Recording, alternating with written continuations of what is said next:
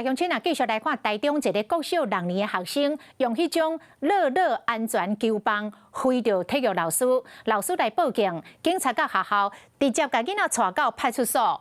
市长罗秀燕第一时间是气甲落带，痛骂老师无责任。不过这个话讲出去了后，市长的面册红灌甲白，有真侪人支持老师报警。台中教师职业工会嘛挺学校甲老师，要求市长甲无责任教师这句话收回去。市长早起是公开向老师来道歉，讲家己伤早来下定论了，应该先来了解前因后果。我必须向这位老师致歉。台中市长罗秀燕公开回释咧，因为台中西区一间国小有警察陆续来到学校内底，将国小6年的学生带到派出所。罗秀燕去甲来骂老师和学校不适任的老师、校长。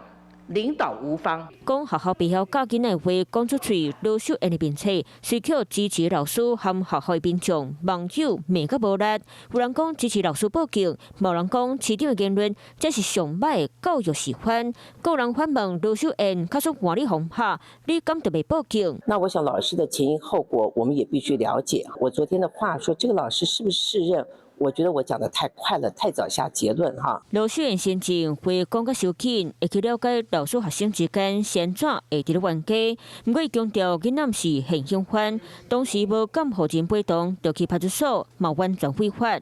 台中市教育职业工会普遍支持老师，认为要求老师无报警、无提告，就是用道德口号伫咧互老师判做代志。让老师去报警，报警是每一个公民应该有的权利啊。不是说老师进去教学就没有这个权利啊！而且来到学校，有真侪家长关心这件代志，学校嘛叫家长拢过来，甲代志头来尾去，拢讲互大家知。学生打老师就是不对，我觉得是小孩的错。怎么说？因为他拿那个球棒打老师。学校以新闻回应讲，学生用球棍喊着老师了后，因为无回事咧，老师才报警。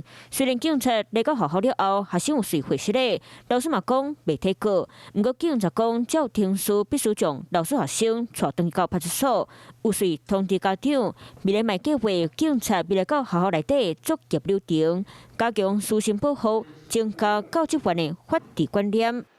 Hello， 我是蒋欣梅。想要抢先掌握最及时的新闻资讯吗？赶快订阅、按赞、开启小铃铛，锁定华视新闻 YouTube 频道。